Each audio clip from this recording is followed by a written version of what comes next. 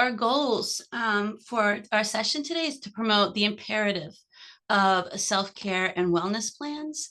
We're going to talk about maybe some advanced dimensions around self-care to consider. And then we're going to have an opportunity. Part of self-care is really kind of understanding your sensations, what's going on inside. And we're going to do a sensory self-assessment profile so you can become more self-aware. And that information is going to help you as you think about self-care and wellness. So our agenda, we have some definitions to get through. We're going to talk about what self-care and wellness plans are. We're going to talk a little bit about sensory development and sensory health.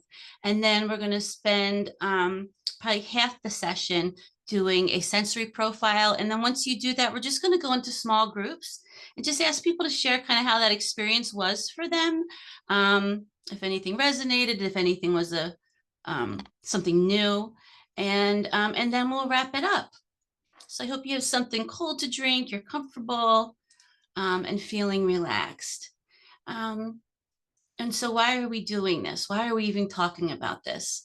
When we practice self-care, it activates that rest and digest system, that parasympathetic nervous system that counters that flight or fight response that we can feel.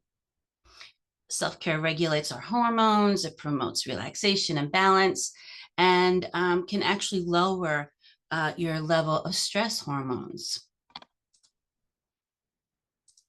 And overall, it does improve our resilience. When we do this consistently for our body and mind, we come better equipped to handle future stressors.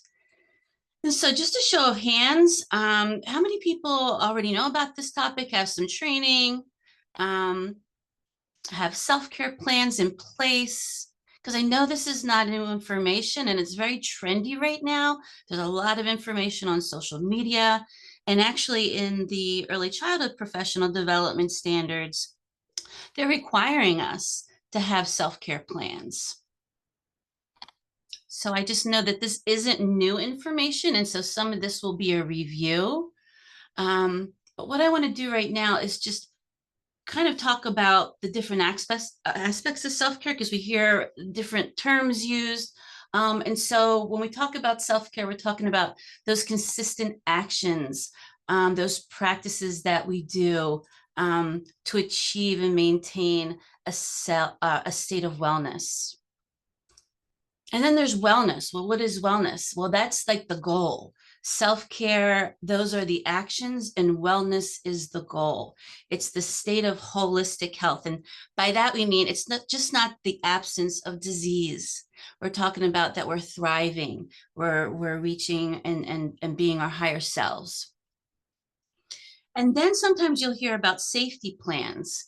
And safety plans help us navigate those stressors like in very stressful environments. And this is the kind of thing we definitely want to have in place when we're working with families, working with children, doing any canvassing, that when something happens, you know exactly how you're going to respond and preparing for that. So those three dimensions make up this integrated framework. And so let's just define them again real quickly. So self-care, those are our intentional practices. We are choosing activities that nourish us and renew us. They're very personalized. Nobody has the same self-care plan. And what works for Tara might not work for me. I know there's some people that do meditation that does not work for me. I kind of feel left out, but everything doesn't work for everybody. So no pressure there. If yoga isn't your thing or meditation, there are other things that we can be looking for. And again, they're proactive. They're used to prevent burnout and maintain our balance and cope with the stresses and challenges. And again, when we think about wellness, that's that process of pursuing this optimistic kind of health and state of well-being. Again, beyond illness, what is optimizing all of the aspects of our life. It's a journey. And it's also influenced by our own individual choices, our environment, our community, our resources. And when we think of self-care, we think of, the physical stuff. Are we eating correctly? What kind of food? Are we exercising? Our hygiene? Are we seeing the doctor like we should? What about our emotions? Are we acknowledging them? Are we practicing self-compassion? What about our relationships? Are we nurturing our individual and intimate connections with our friends? And relational and social is a little bit different. So social is kind of this connection that we have to a larger thing, a group, like a class or a choir. Those are our social connections. And there's also a dimension of spirituality. So finding meaning and hope, thinking about our values and connecting with them. And self-care is also learning. It's reflection. It's managing our thoughts, that mental clutter, that power of knowledge.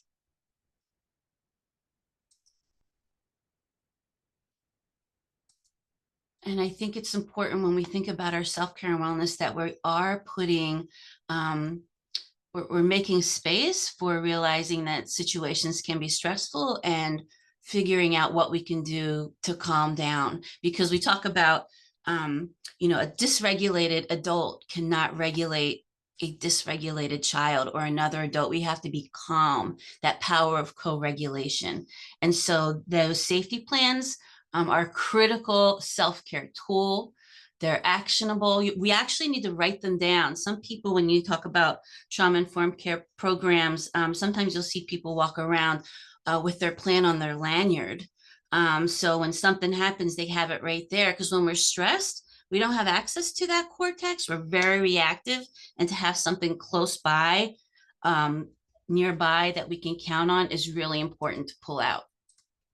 And again, it's recognizing that escalated stress, that anxiety, that burnout, and kind of this roadmap or things that we can do like mantras, uh, things that we can do with people that we work with, like, hey, I need to take a break, or maybe somebody recognizes that in you. Those things go on your self-care and are your safety plans, and it's meant to prevent your crisis and severe burnout.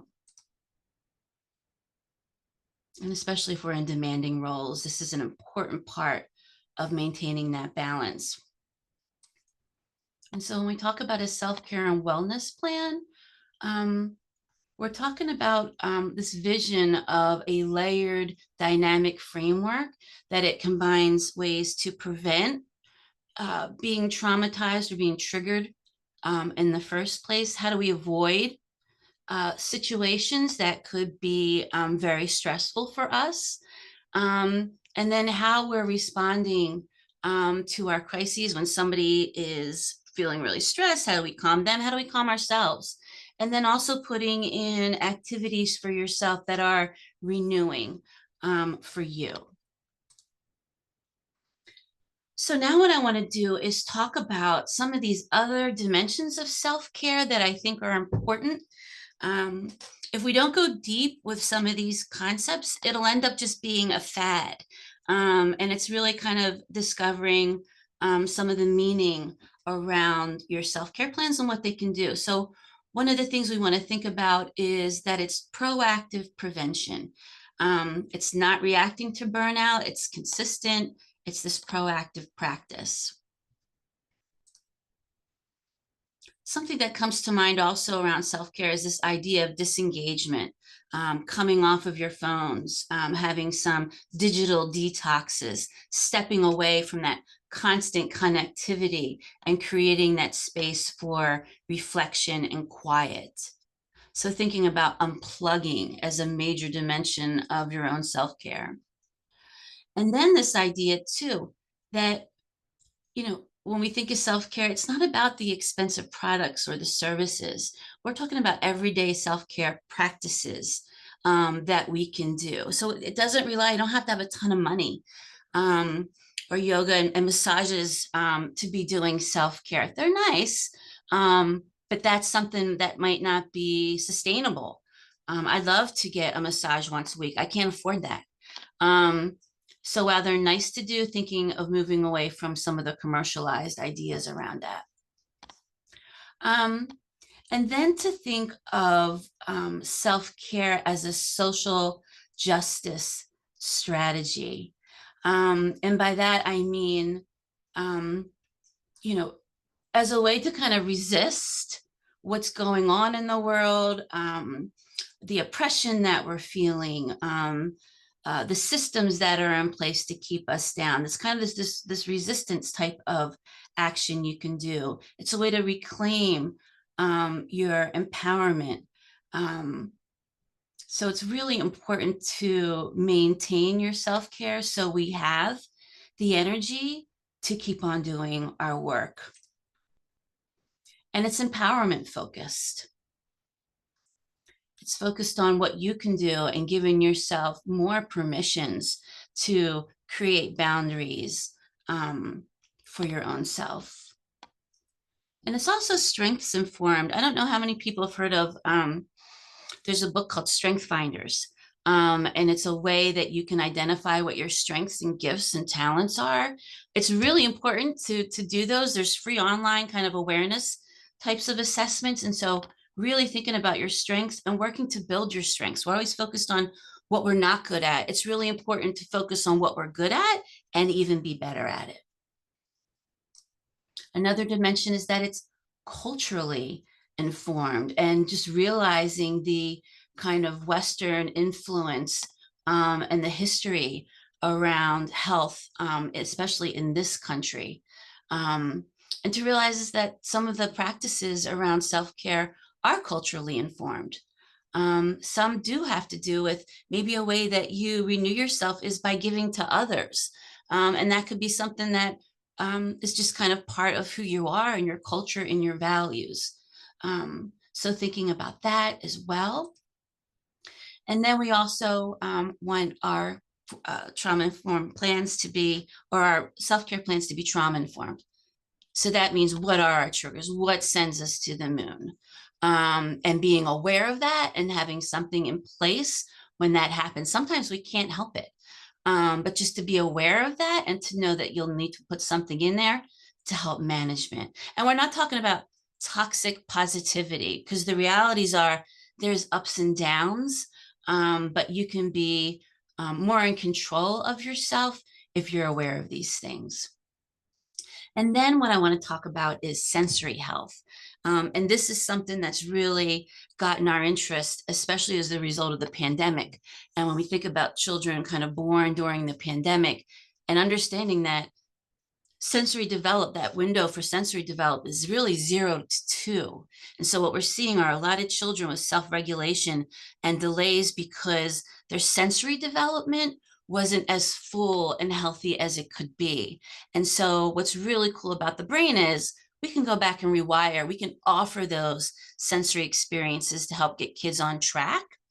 But when it comes to adults, when we think about sensory, we want to think about really what is sensory health? What does that mean? We talk about emotional health and relational health, but sensory health is this ability to receive, process, and integrate sensory information efficiently and effectively, allowing us to be comfortable and adaptive in our environments. And we each have our own unique sensory profiles. And when we think about development, sensory development, I think people are familiar with these 5: sight, hearing, smell, touch, taste.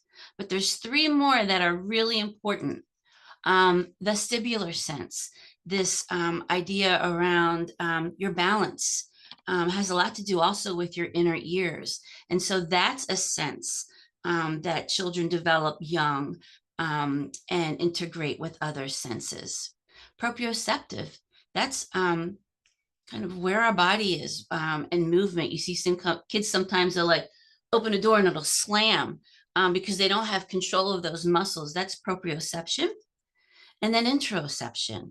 This is really deep. This is being aware of the signals that our body is sending us, like I'm hungry. I feel like I have to go to the bathroom. Or I can also, I believe this truly, you kind of sense something isn't there. You have a feeling. That's all interoception.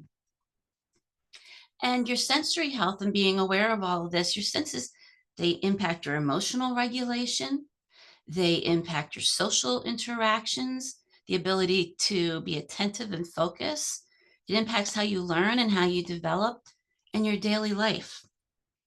The slide I'm going to show you is a little overwhelming, but I want to show something about what happens and why senses and why it's important to know this. Right away, when any sensory stimulation comes in, something we feel, hear, see, it goes through our lower brain first. That's just the way it works. And that's in 1/50th of a second. So we can feel something, we can sense something. And then it takes like a whole other like half a second to get to the top of your brain for you to recognize it and process it. So a lot of times we're feeling things even before we can realize what is actually going on. That's how immediate it is and how important it is to be aware of that. And so our senses, you can see here as children, look how it impacts us. As children, those kids that don't like art or finger paint, whether you like to even snuggle or be close to somebody, how you feel about the lights, sitting in a group, the ability to tolerate that. And then even as adults, kind of where we go for respite, how we want to exercise, and even our jobs. Look at this guy on the side of the building washing windows. I remember working downtown and looking at those people going, oh my gosh, there's no way I could ever do that. But for those people, it's very stimulating sensory wise. It doesn't overwhelm them. So it's important to think about all the ways it impacts us. It produces emotion, like a colorful sunrise can make us feel hopeful. A sweet taste can make us feel good, feel happy. A smell of coffee in the morning can relax you or awaken you. The sound of a cello can be so gorgeous to you, like you love that sound. And you love roller coasters. So that input, that can really make us feel positive. But there's also sensory input that can really make us feel stressed out, like a loud bang can make us feel scared and worried, like what's going on? A crowded, loud diner can really make it hard to communicate. It can be so frustrating. And sometimes when there's too much light, that can be distracting and stressful. And if it's too quiet at night, like I can't sleep and I need a fan on because I need some auditory input. I can't relax in that silence. And for some people, I know they're like, I don't like tomatoes. Oh, you don't like tomatoes? They're like, I don't like the texture. It's gross. So and I'm like, but you like tomato sauce. I love tomato sauce, but it's that texture. So thinking about that and what those things are. So what we're going to do now is we're going to do our own self-assessment around sensory. We're going to figure out what our own sensory profiles are. And before we do this, I just want to share that the assessment is just to help you better understand yourself. We're going to look at 6 main sensory areas. In this assessment, they combine some, and there's no interoception. There's lots of sensory profile assessments out there, and they're actually encouraged by occupational therapists, especially if you have children that have sensory processing disorders or autism, so you can get a sense and a feeling of what it's like and what your sensory preferences are, so you can appreciate it better with kids. And then I have a handout that's going to talk about what you can do with this knowledge now that you know. It's not an official psychological assessment. And if you think that you might have sensory needs, of course, the experts on this are OTs or other mental health providers. And so we're not diagnosing anybody with anything. And sometimes you'll hear that sensory diets for kids too, and those are developed by OTs. So as you think about this, and if you go to a classroom, or you don't want to all of a sudden change everything with some of these suggestions. So you just want to just be mindful about that. And this again is just for our own awareness and for us to be more informed, especially when we think about that safety plan and what could be calming us and considering our senses. Okay, so Tara, could you drop in the chat the actual assessment? All right, link is in the chat. Okay, so you see here the sensory self-assessment. And I love this sensory in a nutshell, or therapy in a nutshell. I love this person. I found her online and I think her work is really accessible and easy to understand. And so what we're going to do is go through each of these seven senses, and then I'm going to give you 10 examples. And what you're going to do, excuse me, and you can use this form if you're able to download it, but what you want to be doing is paying attention to what I say, and you're going to decide in your head, is it something that you avoid? Is it something that you seek it out? Or you really don't have a preference and that's neutral? And so what'll happen when we're done with touch, you'll see little check marks like tally marks, like, oh, I like this, I do like that, or I avoid that. And we'll go through each of the senses, and I'm going to give you um, the actual like activity. And so, for example, let's start with the first one. So I don't know if you have a pen, if you can kind of jot this down, or if you write the word touch and then avoiding, neutral, seeking, or like I said, you can use the actual, um, this little chart that's in the handout. All right, so touch. So when I read it, is this something you seek, you avoid, or you're neutral? So for touch, in terms of physical contact, is that something that you seek or avoid and neutral? And this is just overall. There's probably some physical contact you don't like with some people, but overall you like hugs, that kind of thing. Extreme temperatures, like you love winter, you love the summer. Do you seek it? Do you avoid it? Or are you neutral? In terms of textures, where are you? Do you love to touch things that are like soft or hard? Do you avoid them? You're really not into that. Do you seek, avoid, or are you kind of mixed around messy play? Do you seek, avoid, or are you mixed around touching, fidgeting? Like, do you have to have a fidget when you're on these Zoom trainings? What about grooming? Combing your hair, all the creams, all those things. Is that something you seek, mixed, or avoid? How about deep pressure like massages? Do you seek that? Do you avoid it? Or are you neutral? And how about surprise touches? Um, Somebody puts their hand on you and they kind of touch you on the back, or they um, shake your hand. Maybe you're not into that. And then food check textures also have to do with touch. Again, the tomatoes. Or do you like foods that are like really hot or cold? So that's touch. Okay, now what I'm going to do is I'm just going to go down the rest of the list, so we can get through the assessment. Any questions about that? Anything in the chat, Tara? I can't see the chat. No questions in Okay. the chat. All right, so we're on the same track here. So we just did touch.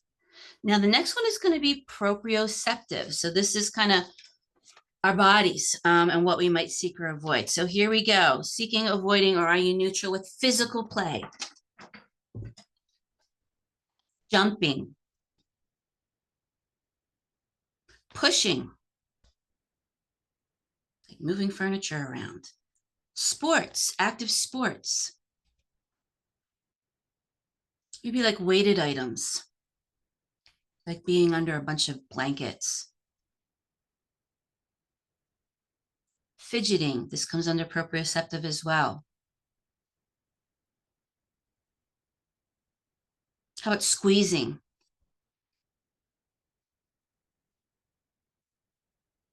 How about heavy work? Do you like kind of lifting, moving? And again, deep pressure, tactile, is also under proprioceptive. Okay, we're going to go to vision. Are you kind of like, do you love the shiny, spinny objects? Um, the mobiles. You like to look at birds and shells and those kinds of detailed things like leaves. Do you seek that visually? How about art? Do you love looking at art, going to museums? If you could, I'd love to go to museums all the time, but you appreciate art. You really, it moves you. How about reading? Also falls under visual. How about busy visual environments? Like you like a lot of things all over. Do you like puzzles?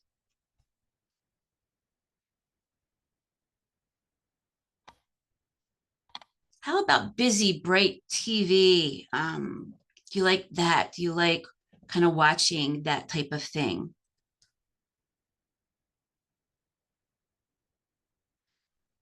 And eye contact. Do you seek or avoid or kind of neutral with eye contact?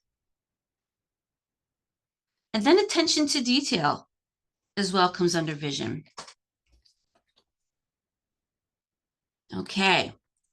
Taste and smell. Um, how are you with new tastes? Do you like tasting things? Do you try things? You're like, yep, let me try it. Do you seek or avoid? Or are you kind of in the middle with intense flavors?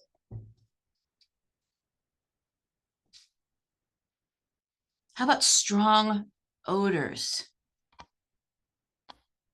Like the smell of like gasoline or rubbing alcohol. I know some people really love those kinds of strong odors.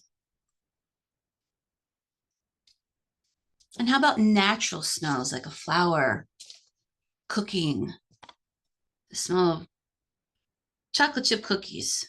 So something you're like, oh, you just like love it. You go overboard with how much you enjoy it. How about variety in foods?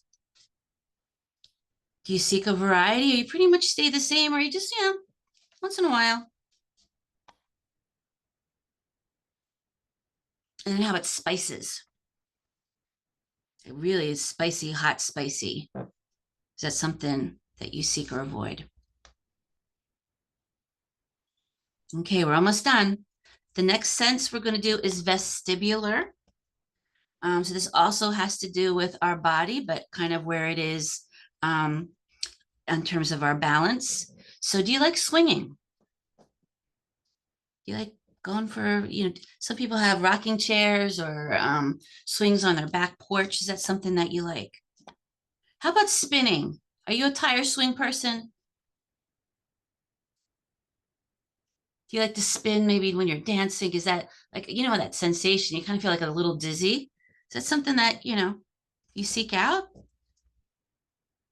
How about tumbling or doing flips or that kind of movement? But maybe if we're not as old, but that is something that we just love to do.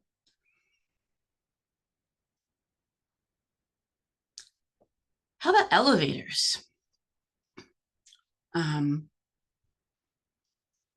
and roller coasters, that kind of up and down, that feeling that you can get in your stomach. How are you with heights? You seek heights? You like looking over and looking down that tall building? Or you're like, do you avoid it? Or are you kind of mixed about it? And how about walking and balancing? I know when I take my dog for a walk, she will walk on that curb, that little curb piece. Like she just loves that. Do you kind of seek those kinds of things of balancing or walking on a line? And that could have to do with dance as well. Okay, let's move to auditory. This is our final sense. So where are you with background noise? Do you like the background noise? Do you avoid it? It needs to be quiet. How about noisy places? Do you like going to that park cafe on Rittenhouse Square? So noisy in there. Or a diner. How about loud music? I know I love loud music when I'm in my car, but not at home. So I would definitely put myself, yeah, I love loud music. How about noise making yourself, like tapping or using your pen? Is that something that you do? How about creating music? Do any of you play instruments? Is that something that you seek and enjoy? You're like, no way. Or you dabble. And then how about dance sounds and those kinds of vibrations?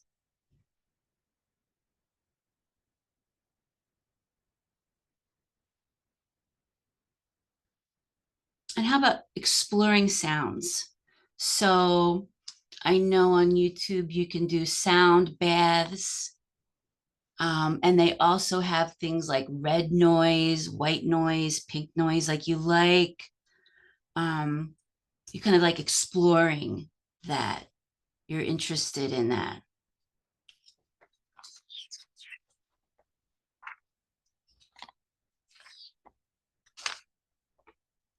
Okay. So as you look at your list, you're going to see some things maybe that you seek, some things that you avoid, and some places where you're mixed. And the ideal state of regulation for everyone, imagine that all of those senses is a cup, and everybody has different cups. And so for your vision cup, if it's full, that means you're regulated. If it's not full, you might seek some input so you can be regulated. Like I might need to turn the lights down a little bit. Um, it could also be that that cup for visual is too much. It's way overwhelming. How can I make sure that I'm not overwhelmed? Or I might need more light. So the idea is that all of our senses, when we're feeling regulated, it's almost like all of our cups are filled. With some people and with some children, when it comes to proprioception, they need a lot of input to be regulated. You know, those kids that are moving all around. And for some kids, that's way too much and they need less of that type of stimulation. And so what I want you to do now is we're going to go into groups. Let me stop my share here. And we have 19 people. So maybe groups of 3 or 4, Tara. And in your groups, and we'll give you about 10 minutes to talk about what this was like for you. For some of you that are in this space or have family members, or in your experience with education, have people in your life that have sensory issues, autism, you might be really familiar with this. So in your groups, just take a second to kind of share your familiarity with this and then how this profile assessment was for you. Did it make sense? Did anything stick out for you? And then when you come back, we'll just do a real quick debrief, find out, what people are talking about, and then I'll provide you with the way to kind of put this into some action. All right, so just a small group reflection on your senses and how that assessment was and what stood out. On page 3, ideas, on page 3 of that handout, ideas to meet your sensory needs. If you're touch, if you were seeking that, you might need sensory breaks, soft materials. If you avoid touch, you might ask for more personal space. You might not want all the tags on your shirts. You might cut those out. And the idea is sometimes when we do these things to meet our sensory needs, some people might think we're extra or something, right? Or you're just being picky or fussy, when actually it's like, no, this is your sensory profile. This is what you need to feel regulated. And when we think about kids in classrooms, we have calming spaces, which is good for those kids that get overwhelmed. But what about those kids that need input? What are they doing? They're touching and moving all over the place. So we want to think about sensory oases. Even for you, you might need some more kinds of stimulation, like vestibular, swinging. Um, you might want to stop at a playground or get a rocking chair if you really seek that out. It feels so good. Um, and when you're in like a training room and they turn off the lights so you can watch a video, and then all of a sudden those lights come back on. It's like, could somebody warn me that the lights are going back on so I can squint a little bit? So I'm not like, what just happened? Um, and so some people are really sensitive too. This is also informed by our temperament as well. So the idea again around creating some of these awarenesses, and what I want to do is share with you now what we should do here. What's this?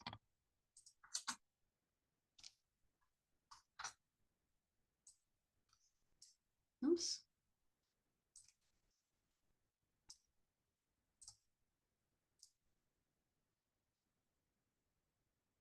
Oh, that's not it. Whoo-hoo. Don't look at that. That's overwhelming. Where did my PowerPoint go? Oh, but right there. Here we go. Do that. Put this down. Guys, we're almost there. Share. I don't know why it's not working here. I'm going to swap this.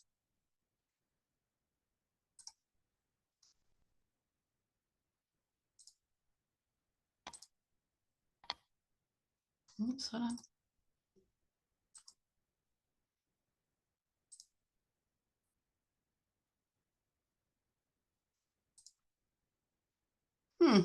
I am not sure why I'm having a hard time. But anyway, let me take it off again. One more time here. Because I really, there's a lot on the slide. I want to make sure you can see it. And this is the last slide too. Do you want me to see if I can share my screen with it? Oh, there we go. Woo, it worked. Okay. So there's lots of approaches to self-care and wellness. There's lots of different templates you can use. Some people put their things on their phones or in their notes. And then, like I said, there's lots of ways to go about it. The way that we teach self-care and wellness plans is through an acronym called PART, preventing, avoiding, responding, and then those therapeutic processes that can renew us. And so in this example here, I'm going to get my little laser here. I have a column that says personal, because again, this is situational. And then I have one for work. So this is in my role if I'm a pre-K teacher. And so I'm going to talk about the personal piece is, and it takes a while to think of this. Like I had some boxes that didn't have anything in it. And we feel like this is kind of a little bit more comprehensive. So in terms of preventing triggering or preventing from trauma from happening, to trust my own instincts when I feel safe. For prevention, I carry pepper spray. I'll share my location if I'm going out, and check in with people when I'll be home. Safety is so important. In my personal life, I'm going to avoid over planning. I don't like to drive in the rain. I will avoid that. I can't prevent it from ever happening, but if it comes up and I can avoid it, I will. I avoid TV with violence. And I try to be mad, or I avoid being mad at myself. When I think of something that, or when I start to get down, I just don't get on myself for being down. And then those responses, something I can do in the moment. There's a mantra called let them. I took off from work and I wanted to take my mom to the doctor, and she got into a mood and she's like, I'm just going to take myself. And I thought, let her, just let her. Getting some fresh air if I feel stressed. Just removing myself. Like I have to go to the bathroom and maybe I don't, but I might need to step away. And then for therapeutic processes, I love games. I love that social aspect. I take an improv class. I take my dogs for a walk. There's some, if you look up vagal nerve reset, that's your parasympathetic, that's your biggest nerve going through your body. And there's exercises you can do to stimulate it, to promote relaxation. Um, I love scented soap. I have scented soaps everywhere, kitchen sink, bathroom sink, like that. I am a sensory smell seeker. And then I have one over here for work. Um, Things I might do. And you have this in your handout. I'm not going to go over all of these, but just knowing that you might need to think about two kinds of plans, given like your family, and then your workspace. Um, and then that, my friends, that's it. So it's 1 o'clock. I want to be mindful of the time. We packed a lot into an hour. You just became aware of some of your scent stuff. I encourage you, if this is something you're interested in, lots of stuff that Therapy in a Nutshell, great resource, highly recommend. And you have the handouts. And if you need anything or want to reach out, Tara has my email. Thank you so much for hanging in there. And Tara, I'll just turn it over to you to close it out.